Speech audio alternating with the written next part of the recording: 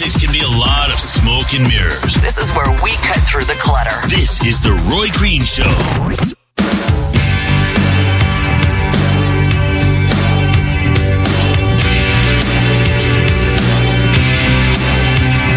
She's thinking about the Prince and Cinderella. Our lives have been impacted by things we may not know, certainly a generation. When I saw that Norman Lear died, I just was stricken because 101 is a long time to live. Number two, I knew how he had changed television. He was just somebody I'd forgotten about. And there's many of them, aren't there? When we really look back at where we are. But at the same time, too, I was struck by something different, that the things that he brought forward were things that really matter now. And I am not alone as we come to grips with Norman Lear and celebrate a life. Boy, does it resonate with a lot of things that we're looking at today. My next guest is getting there, has been writing about it. Michael Schneider is a TV editor at Variety, joining us from hopefully sunny Los Angeles. Michael, how are you? Good afternoon. I'm great. Okay, I hope you're enjoying Otani. We didn't really want him anyway. You can have him, and I hope it's worth all that money. So if you're a ball fan, there was kind of a fusion happening between Toronto and LA yesterday. Cheers to you. You got him. Yeah, there's a lot of celebrating here. A lot of money. Is there? A lot of money. Even in the hub of entertainment, 700 million, even over those years. But it's a lot of money, and let's hope there's no buyer's remorse. Michael, Norman Lear, and he's still being, as we pick through what he did on TV, and there are whole new generations who really just don't appreciate it, and I'm sure they are now. Michael, you wrote a piece too about, it kind of was what I was saying. It's sad to say goodbye and we do a tribute to somebody, but boy, as we look at everything that's happening around us now, we got to marvel at what Norman Lear did. And there are, as I said, a couple of age groups only now getting the impact he had on society.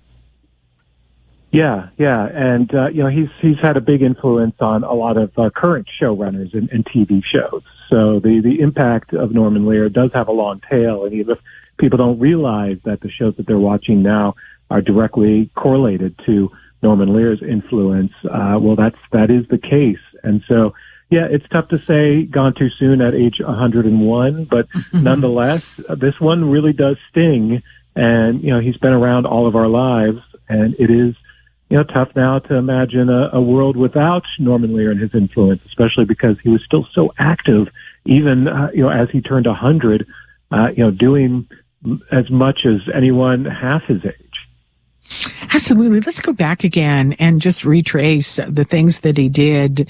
I was just jolted when I saw and remembered Mary Hartman. That was groundbreaking just to begin with. I mean, he did one after another, kind of opening up and showing us people's lives, but he didn't live that life, did he?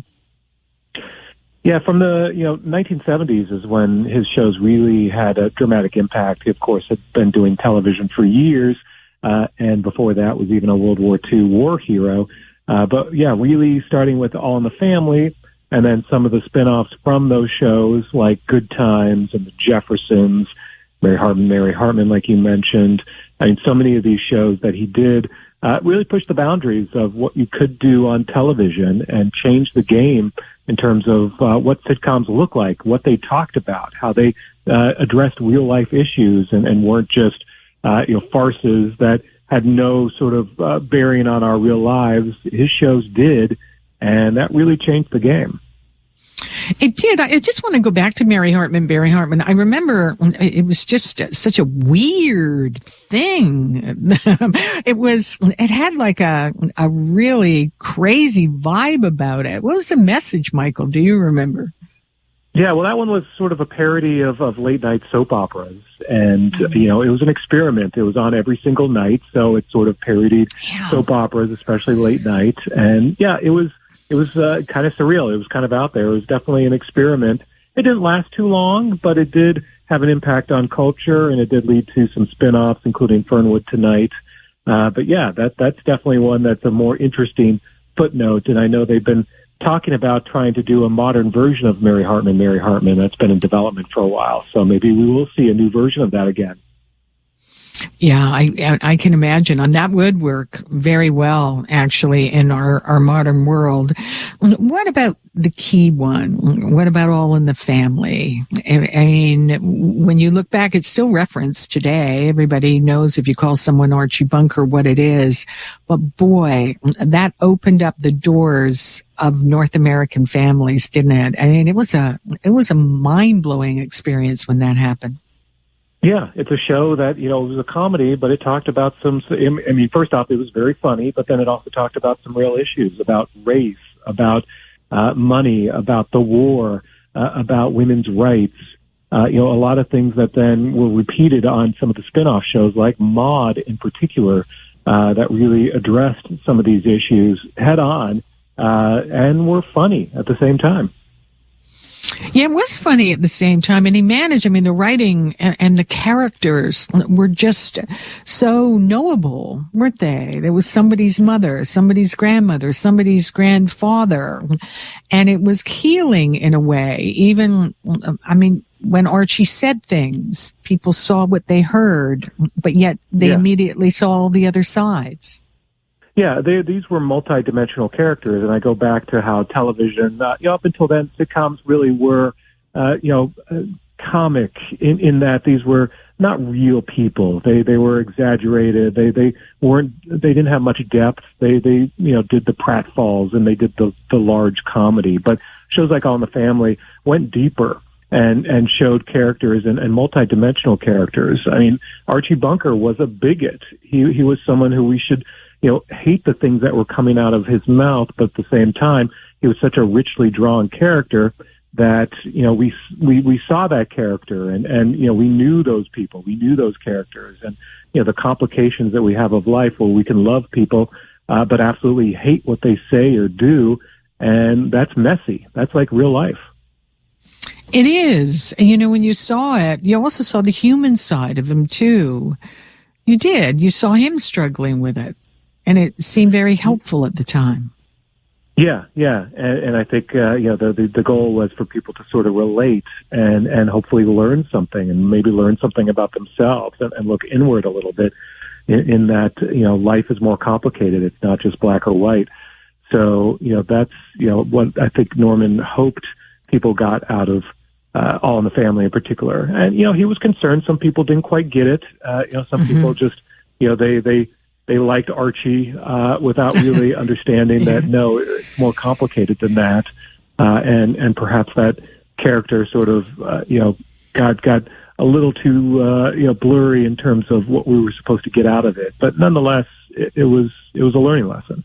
It was deep. Michael, we're going to take a break and please stay with us. Michael Schneider, TV editor from Variety, joining us from LA where we know there's celebrations for You Know Who. We're going to return as we talk about the legacy of Norman Lear. It too is deep in all its capacity. Don't go away. And for Roy Green, I'm Arlene Bynon. This is the Roy Green Show. Bringing some transparency to the political proceedings. This is the Roy Green Show.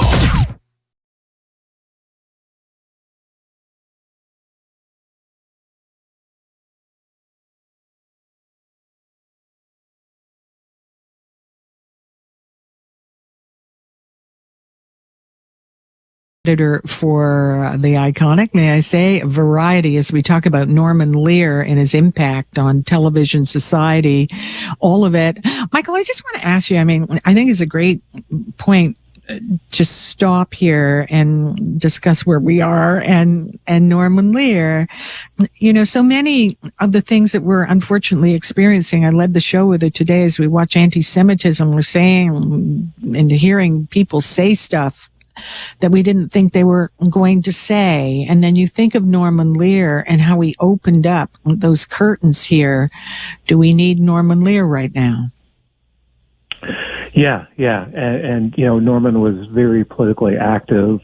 He had founded a number of organizations his advocacy was famous. He founded the People for the American Way, which was all about sort of making sure that we had these kind of conversations and discussions.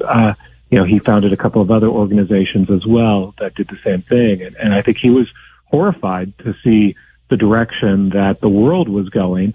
And the past couple of years, again, like I mentioned, he fought in World War II. He was a bomber pilot. He fought to stamp out the far right and the creeping tide of the Nazis, and to see a lot of that rhetoric returning, to see hate on the rise, it disturbed him. And that's one thing that I think is sort of makes me sad about the death of Norman Lear, is that's what he saw at the end of his life, and he didn't get a chance to see that turnaround. And that's where we're probably at the biggest loss, is we don't have his voice out there now as a voice of reason anymore. Yeah, he told you he was frightened of it. It scared him, and he wouldn't be alone. Yeah. I think we're all kind of scared right now of the direction that the world is going, and it's troubling times, it's dark times, and that's why we need Norman Lear's voice, and we need people to carry on his work more than ever. And when we look too, I think it's helpful to look at the journey of it. Maude, one of the big spin-offs as well, is such a popular show. And there was a whole episode about abortion with the character, who was not young at the time that this was being contemplated, really kind of echoing and getting inside what was a taboo subject, certainly on television. And now we have the reversal of Roe versus Wade, and it remains to be seen how politically that's going to affect America in the next presidential election. Right. Yeah, the irony that Maude episode came in 1972, a year before Roe versus Wade became law, and then for him to see it reversed, just last year, we've come full circle, and we're kind of going in the wrong direction now in this country, and that's very concerning. It is, and he did other things other than television shows, didn't he? In your piece, you talk about him traveling around with a copy of the Declaration of Independence and touring the country. So he was trying to use his fame and celebrity any way he could. Yeah, and that goes back to his desire to get people more involved, for there to be more of a civic discourse, and for people to really think about their freedom, and also protecting that. And again, the democracy under attack here in the United States. It's a reminder that Norman warned us that democracy is precious, it's fragile, and we need to protect it at all costs. And that's something that again, now that he's gone, I hope others can carry that on, and we all sort of think about Norman as we prepare for what's going to be a fairly brutal 2024 election cycle here in the U.S.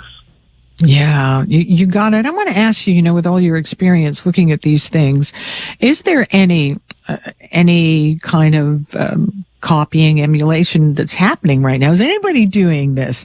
You think we've come so far with the things we're doing and saying and technology, but are we doing Norman Lear's? Are we talking about the difficulties right now in television shows?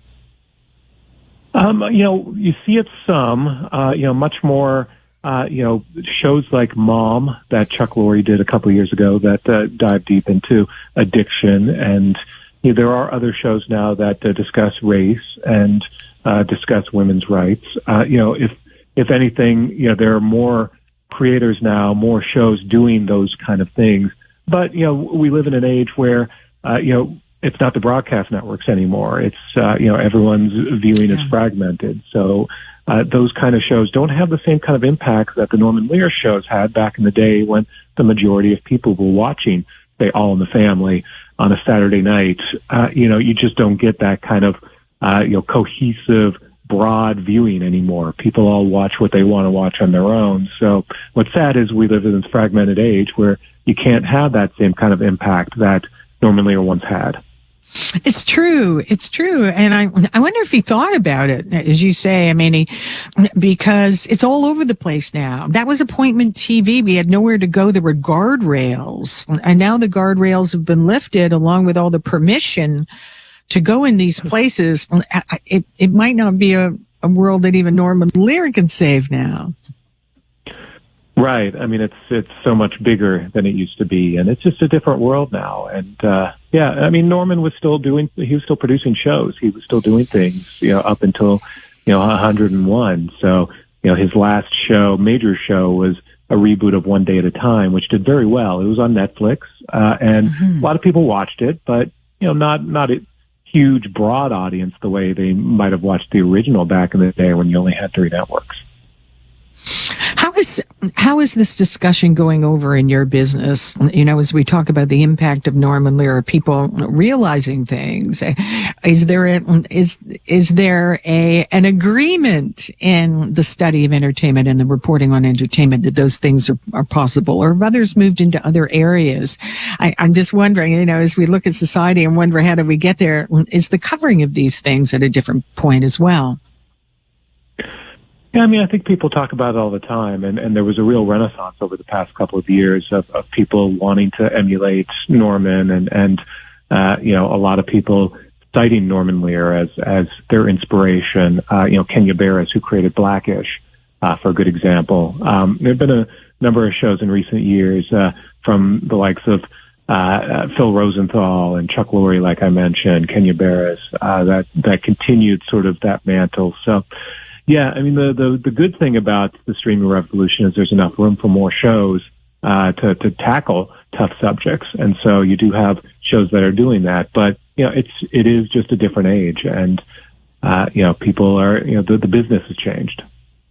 It has changed. What about the power of the message? Is it still possible? It may not be in the hands of TV networks, but it is in the hands still of TV. Look at the new power of Netflix to go into places as well. Sure.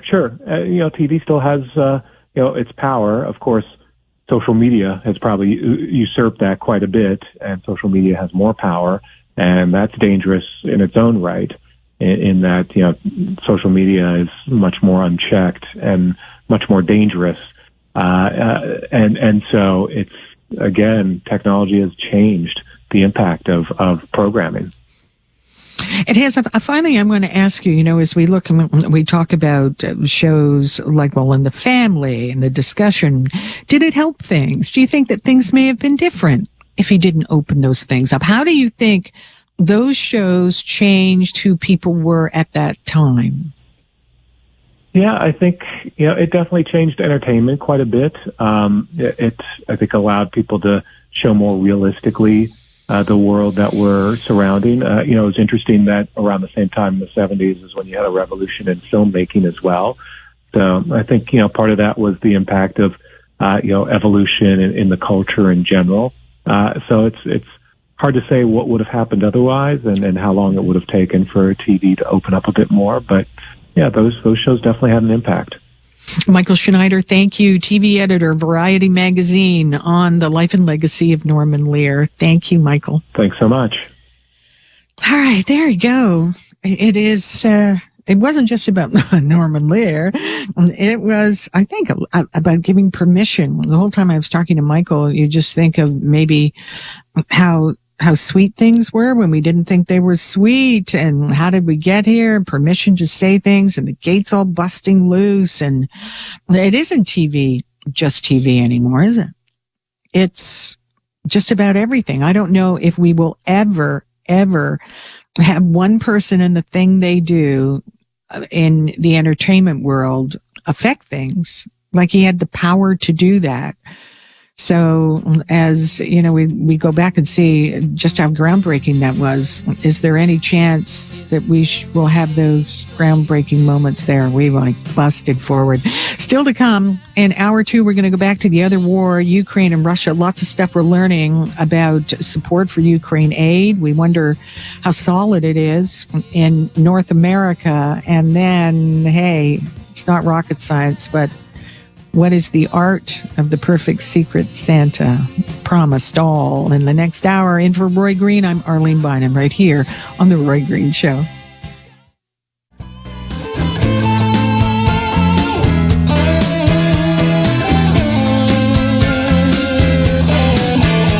Welcome back for Roy Green. I'm Arlene Bynon as we go through some heavy subjects as promised here, and we're going to deliver. Why should we care about Ukraine aid? What has happened with Vladimir Putin? I referenced at the beginning of the show an anti-Ukraine conference is taking place tomorrow in Washington, as reported in The Guardian. Marcus Kolga here with us from the Macdonald-Laurier Institute, always with his eye on what is happening in Ukraine and the war and how it ties into so many things. Marcus Kolga, thank you so much for joining me. Thank you, as always, for having me on, Arlene. There's so many different aspects. It's a very strange time. First of all, let me ask you, there's so many things coming together. You and I have spent years focusing on a lot of the stuff that seems to have a destination in common. And a lot of it has to do with Russia. Now we're adding Iran and China. There is a massive wake-up call happening here in Canada right now. And I know you've been on top of it for some time as we get near the year's end. What are you thinking right now, the severity of it? Well, look, I think that you and I have been talking about these threats for years already. And I feel like at the end of every year, we sort of have one of these interviews where we say, well, we're, trying to assess where we are, where we're going. And, every year, I think the threats just continue to grow. Things are only getting worse geopolitically year after year. And, I think there's several reasons for that. I mean, look, Vladimir Putin is very actively seeking out other totalitarian regimes, other authoritarian regimes, with whom he can collaborate with, who support him in his anti-democratic and imperialist aims. We've allowed that to continue without really standing up to it for the past number of years. And I think that has been one of our big failures, is that we have sort of let Vladimir Putin and others like him get away with it for all these years. I think there were clear warning signs already in the mid-2000s. Some of us were at least trying to warn our Canadian government, Canadian media, and Western media to this threat. We saw Putin invaded Georgia in 2008, and quite frankly, we did nothing about it. 2014, he annexed Crimea. We stomped around a little bit, said you shouldn't do that, but we did very little. We applied a few sanctions, which we never ended up enforcing. Vladimir Putin saw that as a green light to continue.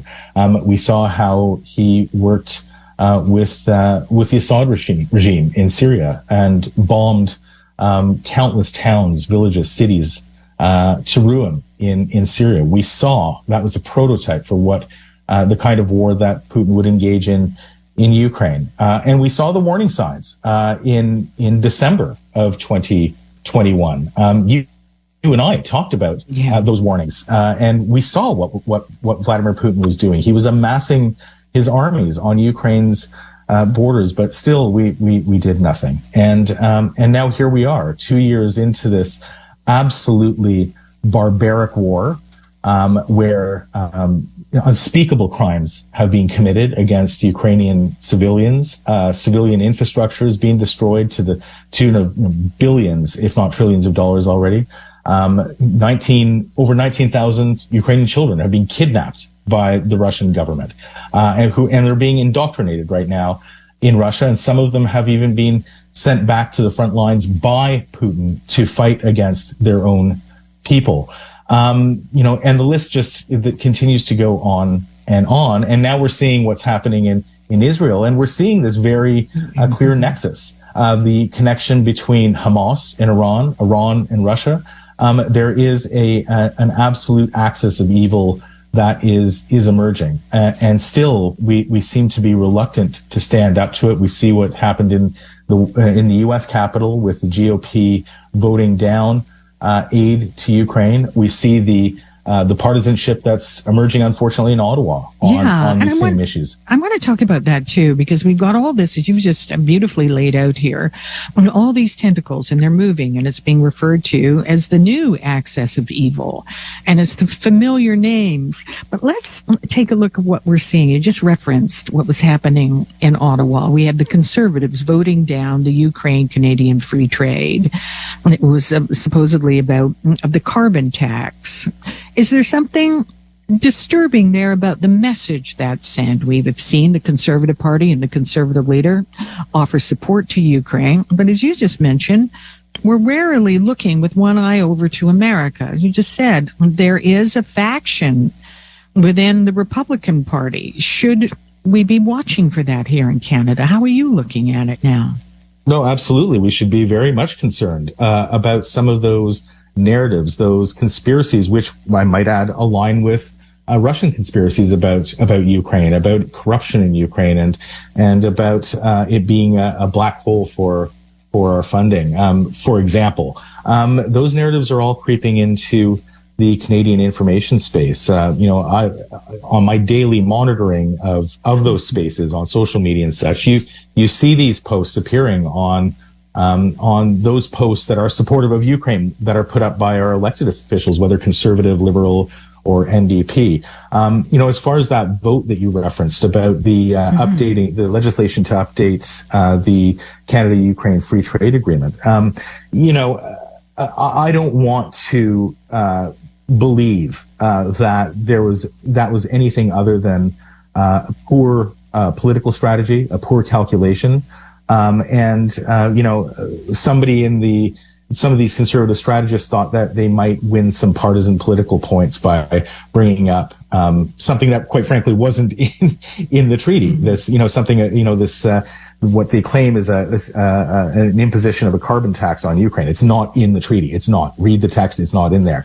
And I think that this sort of backfired on, quite frankly, on the conservatives. I think Ukrainians and the nearly 5 million Central and Eastern European Canadians, I think they were all taken aback by this, and I think that support for the Conservatives probably will take a hit because of it. So, on the other hand, I do think that Pierre Poilievre is unfortunately trying to walk a bit of a tightrope here. He's trying to appeal to some of those extreme right-wing conservatives who may continue to or may once have supported Maxime Bernier, who is, of course, quite frankly, anti-Ukrainian, and I wouldn't say outright pro-Russian, but he is certainly not supportive of Ukraine. Maybe, Poilievre is trying to appeal to that faction. I would warn him against doing that. It is politically, it makes no sense. It's illogical. It is a tiny group within a tiny group of potential conservative supporters that would believe or support those sorts of positions. And I think that the vast majority of traditional conservative voters are quite frankly appalled by these sorts of partisan games. And I think Canadians in general are appalled by partisanship when it comes to these sorts of issues, including Ukraine and Israel. So, I think we need to be aware that these narratives are moving around in both the far left and the far right. I should also mention in Canada, and I think that it's really important that all of our national parties, the Liberals, the NDPs, and NDP and Conservatives, do not engage in using these narratives and don't try to make partisan hate out of Ukraine or any other geopolitical situation.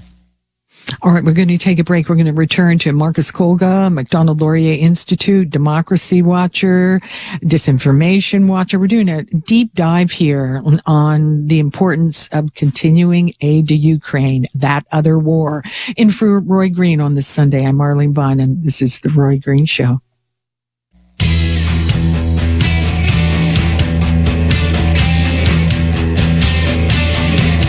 We're back. I'm Arlene Bynon. I'm going to return to something I think I started yesterday as I begin to guest host this weekend for Roy Green.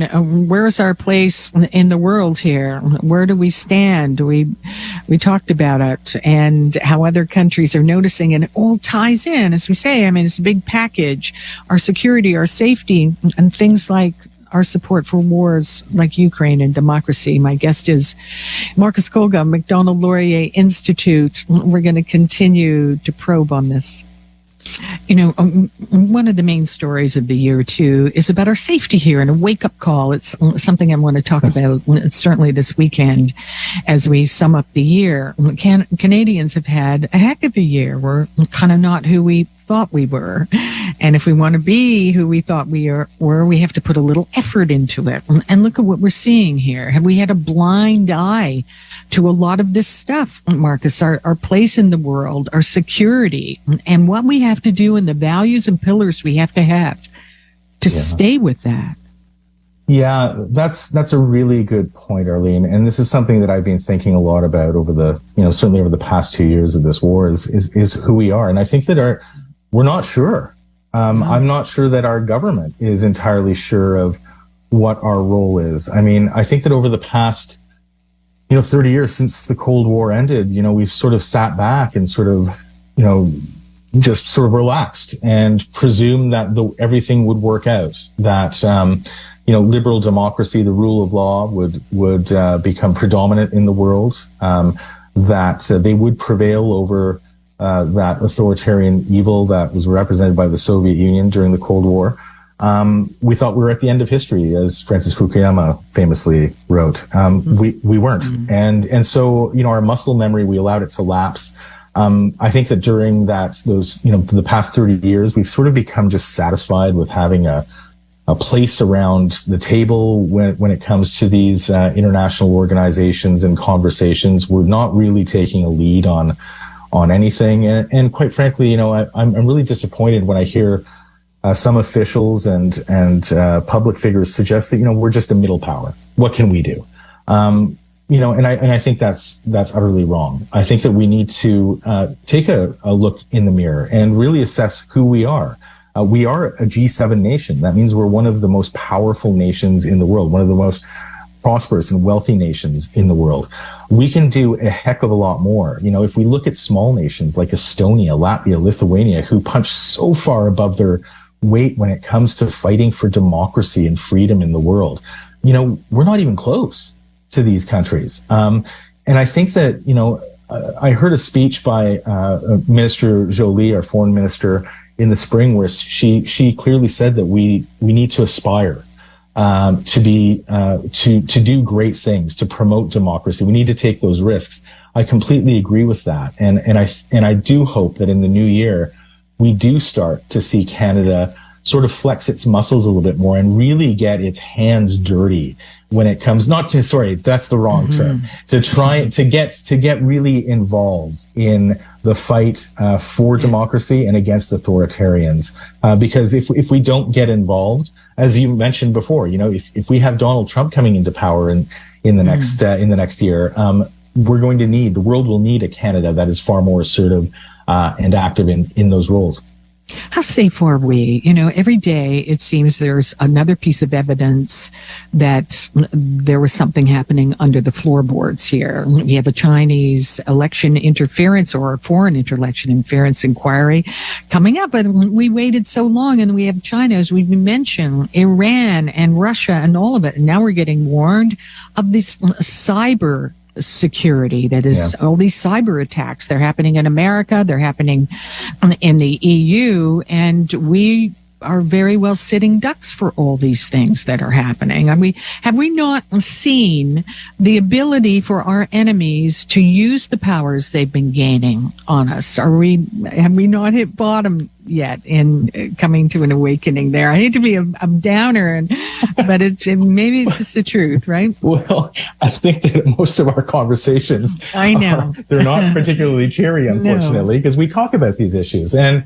on this specific topic, do you have an hour? I could go on. This is, we really have neglected our own security and the security of Canadians for a very, very long time. I mean, even with this foreign interference inquiry, I hate to say this, but, I saw some of the individuals who received full standing at that inquiry. And I talked to my friends who are activists in the Hong Kong and Uyghur and Tibetan communities. We saw this piece in the Globe and Mail yesterday that was published by Stephen Chase and Bob Fife about these activists. They're really concerned because the individuals who've received standing are ones that have been identified as having connections with the Chinese government, and those connections have been published, and we've been aware of them for quite some time, going back to 2015 and such. And so these activists are really concerned about their own safety. So even with this inquiry into foreign interference, we're actually exposing activists to potential transnational repression, intimidation, and they're really concerned about their own private details if these individuals have access to them.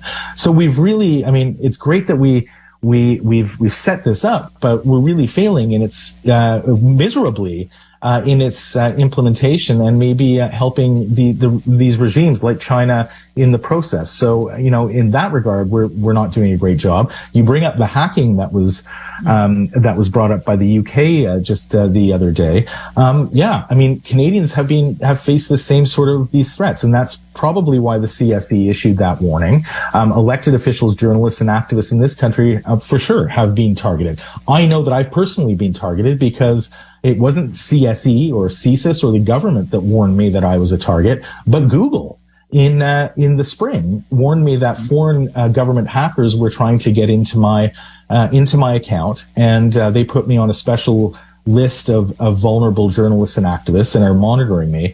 But it's quite surprising that I've never heard anything from our intelligence. There's never been a briefing. And so I have to wonder whether our elected officials are getting these sorts of briefings, because they will be targeted specifically by these phishing scams that try to access their personal emails and important files. So we're constantly under threat. We have to assume that we will continue to be under threat. And we need to take measures to protect ourselves and our democracy. We're going to stick with democracy. Sum it up with Marcus Kolga in just a moment. And for Roy Green, I'm Arlene Bynon. This is The Roy Green Show.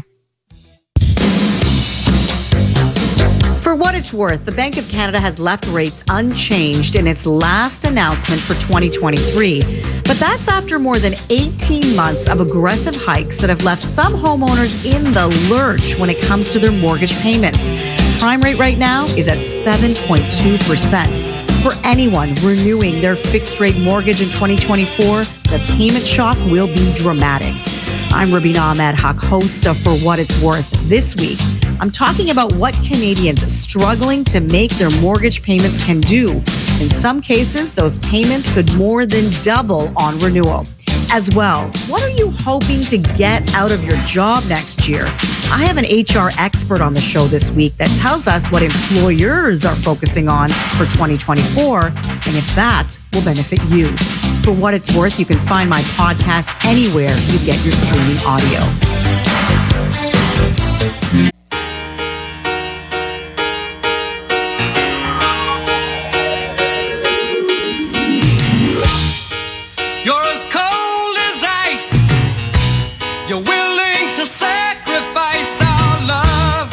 As Canadians, there's something we do. I don't know. It's a dubious honor, and we're not going to want to be proud of it. We are a magnet and a place where a lot of the information that is not true, that is of such a concern, as we wrap up the year, a lot of experts are saying when it comes to democracy in our world and all that stuff, disinformation, misinformation is got to be one of the biggest concerns. My guest is Marcus Kolga, Macdonald-Laurier Institute, and we get into it. Why is Canada so involved in the wrong side of this story? All right, we're in the room of doom, so we're going to continue with this as well. I know as we look at the whole year as well, and one of the tools of all this is misinformation, disinformation, and you have been on it, and we've watched it. We've seen the effect of it. I mean, I just feel so powerless when I learn more and more about how successful that has been. And then we learn we have the dubious honor here of Canada of being one of the places that sends this stuff out. Easy marks. Unfortunately, I mean, this is just a threat that continues to grow. And I think that we're trying to, as a government, and all Western societies are trying to catch up to defend our societies against it, but we're not moving fast enough. Unfortunately, we have set up this wonderful institution in global affairs called the Rapid Response Mechanism that is doing a good job of monitoring and exposing in somewhat of a timely fashion these threats. But that's not enough. We need to be inoculating our society. This means taking a generational approach, a whole of society approach, making sure that our children are aware of these threats, that they are able to critically consume information, that they're not just blindly sucking in anything that they see on TikTok or any of these other platforms. That's not happening right now. It's happening in silos in specific areas of government, civil society, but there's really no coordinated efforts to do this. And we don't have to start from zero. We have allies that are very effective at doing this. Finland, Estonia, Taiwan, to be quite honest, has faced this threat for years and has set up institutions and policies to defend their people from that. And so we need to definitely learn from them. And we also need to be, I think, educating our elected officials because, unfortunately, over the past couple of years, we've seen whether it's provincial elected officials, federal officials, sometimes they're trafficking in these narratives as well, probably unknowingly, probably for partisan purposes, but they also need to be made aware of them as well. So there's lots of work to be done in this area because, like I said, this threat is also persistent and it is only growing. All right. I do want to throw some names at you. There are faces that exemplify this. Nalvani, and we just heard, that he may have collapsed and has not been seen from in his Russian jail. And we also have Vladimir Kara-Murza. And then here now in Canada, 24-hour guard on Irwin Cotler. Yeah. Well, look, first, let me say, Arlene, you are one of the leading journalists in Canada who keeps on bringing these names up, thankfully, in your shows on a regular basis. That Vladimir Kara-Murza is an old friend of mine. We've been working together since 2009, and I know his family very well. One of the things that Vladimir always says is that the greatest threat and concern for a political prisoner is being forgotten, and you are making sure that he is not forgotten. So thank you for that. And you're right. I mean, this is when we're talking about Vladimir Kara-Murza or Alexei Navalny. These two gentlemen represent a great threat to Vladimir Putin, and so Vladimir Putin has done all that he can to try and silence them without immediately making them into martyrs. That means not killing them outright. He's tried to. He's poisoned both of them, and now they're in prison. And if you allow me to take a minute to talk about Vladimir and his current condition, I just spoke with his wife Evgenia in Washington just about 3 or 4 weeks ago, and she told me about his situation. Vladimir Kara-Murza, as your listeners will recall from hearing you talk about him, was arrested in April of 2022 for criticizing the war. He's a well-known opposition leader. And just a few months ago, he was sentenced to 25 years in prison. He was sent to a distant prison camp in Perm in the far north of Russia a few weeks ago. And he's been locked up in isolation since that time. I think it's approaching 60 days where he is living in a concrete box that is 5 by 10 feet. He has a steel bed that he sleeps on at night that is taken away during the day, and a metal small bench, a stool is placed there. He's allowed to go outside for 1 hour every day, and for 1 hour he's given a pencil and a pen. And for the rest of those waking hours, the 15 hours that he's awake, he sits and he stares at a concrete wall. And he has been doing this for well over 60 days now. And so my understanding is his health has been deteriorating due to the two poisonings in 2015 and 2017 that he endured, and it's only getting worse. So, we need to keep them in our minds. These are the people. It's their movements that we need to support. We were talking about what can Canada do, Canada can support those pro-democracy activists that are now in exile, the journalists who report on the corruption that's happening in Russia. We can support them, and people like Vladimir Kara-Murza and his family to make sure that they're safe. But like I said, thank you for keeping these individuals who are fighting for democracy around the world, keeping them in our minds and at the forefront. Marcus Skoga, thank you. As we do a wrap up, not always a happy story, but sometimes we say you got to see the sunlight to make the good stuff happen. Marcus, take care. Thank you kindly. Thank you as always for having me on, Arlene. There we go. It's not easy. Heavy stuff from Norman Lear. Norman Lear did it, and we were doing it this afternoon as well. My next story is it sounds light, but it isn't. It did have a little bit of a heavy side, the Secret Santa trend, as we look to everything that's happening and the way we want to celebrate and who we become. I can't tell you. It's just everywhere. Everywhere I look, there's some kind of a Secret Santa. We're going to tell you how to play the game, talk about when it can go really wrong, and it can go very wrong. And this terrible pressure I'm under, and I'm talking to others who've never even had to do it.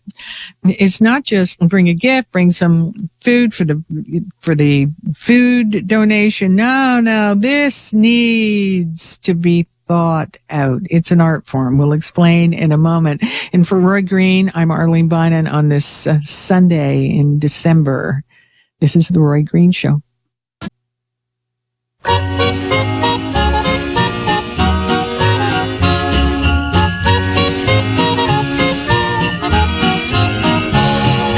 Here comes Santa Claus, right down Santa Claus Lane.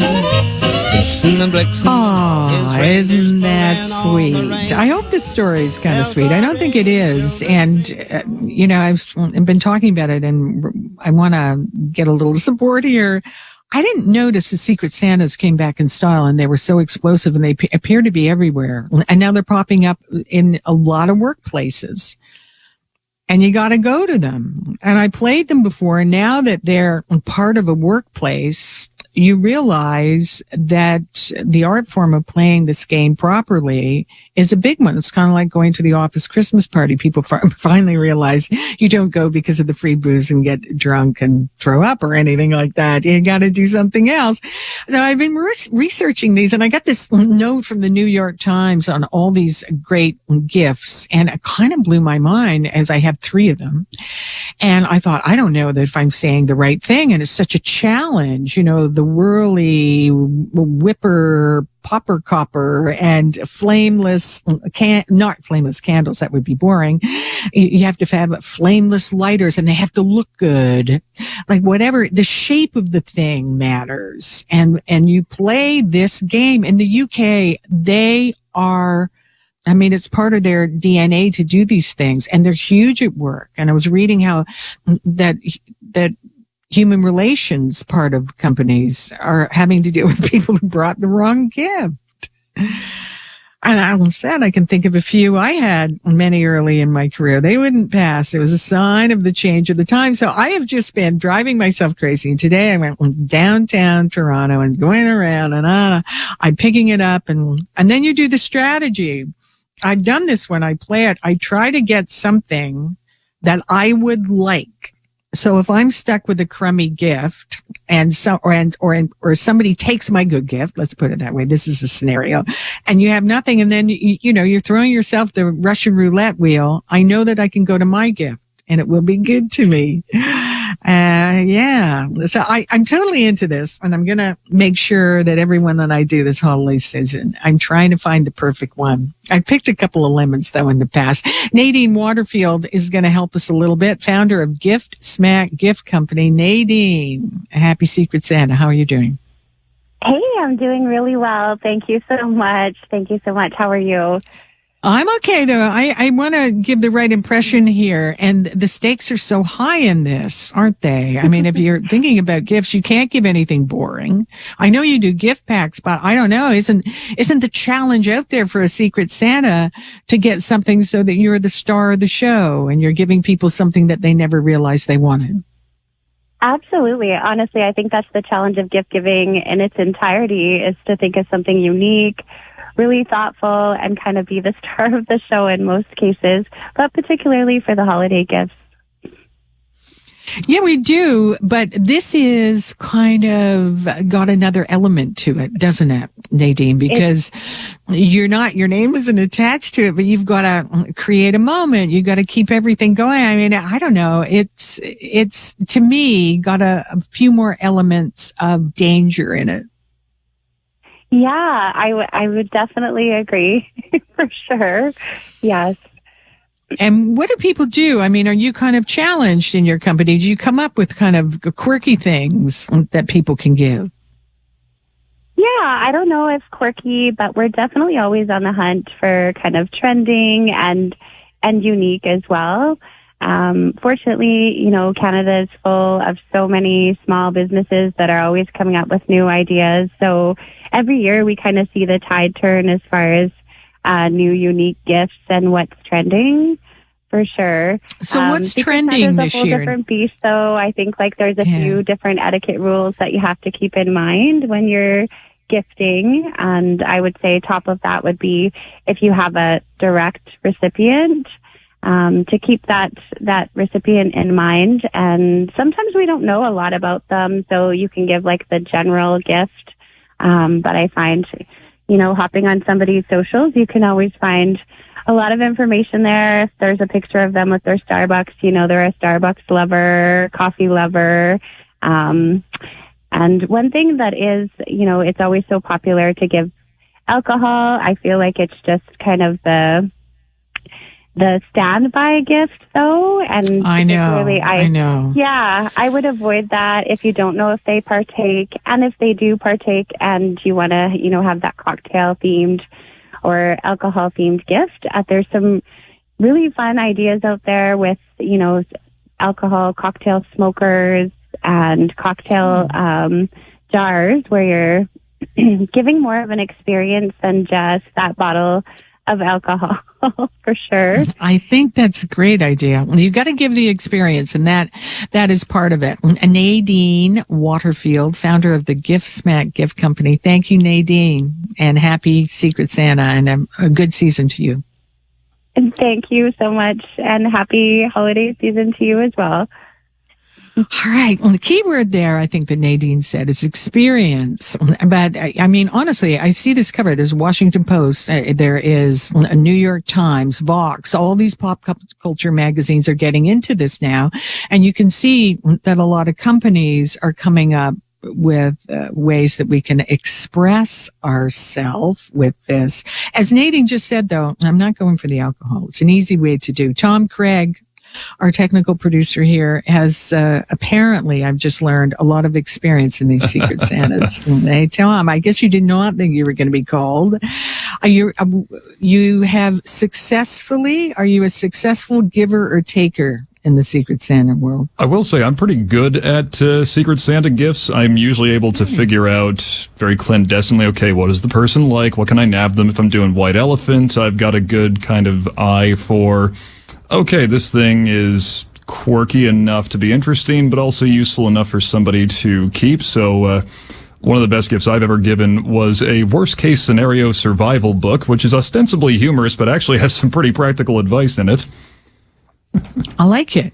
Yeah. I like it. And then you can put it in strategic places in your home, if you know what I mean. And exactly. Then you can be, what's the worst one though? Because this is a time for crummy gifts as well. Yeah. And I do say, I think if nobody wants the handle of a lazy, crummy gift giver. Yeah. But you've had a few, I understand. Well, there was one in an office Secret Santa, and I mean, those are always a coin toss. You either get your work bestie who knows you really, really well, or you get the person who you never see and they just grab something and go.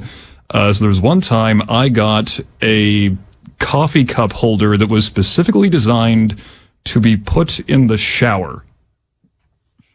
And for one thing, I don't drink coffee. For another, I don't see the appeal. Like, is anybody really in that much of a hurry? Do you want Pantene in your coffee in the morning? I don't know. You see, that's how crazy it goes. Yeah. I think companies are saying, okay, you got to find quirky. And then you look at them and they absolutely don't make sense, but they do. Yeah. Do you remember the person who gave you that? This is my theory. I think that you carried his handle for a long time. Well, I ended up putting it up near my painting station at home. I use it as a wash mug for my dirty paintbrushes now. So I don't know if I want to call out the person who gave it to me. No, not on the radio anyway. No, Tom McKay. Thank you, Secret Santa expert. And I will say, I have one year. Here's what I did one year, and it was a big family thing. And I got a black truffle. How about that, huh? I think that was my best year.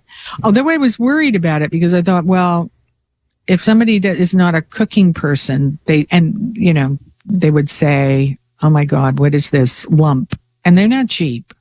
Maybe say, I just got a small one though. I got it at the time, the cheapest one I could. And it was a bit of a hit, may I say. There was about 3 people fighting over it. And that's what you want. You want to leave them absolutely fighting for it. But I don't know how that would go over in a work scenario. So there we go. I'll get through my Secret Santa.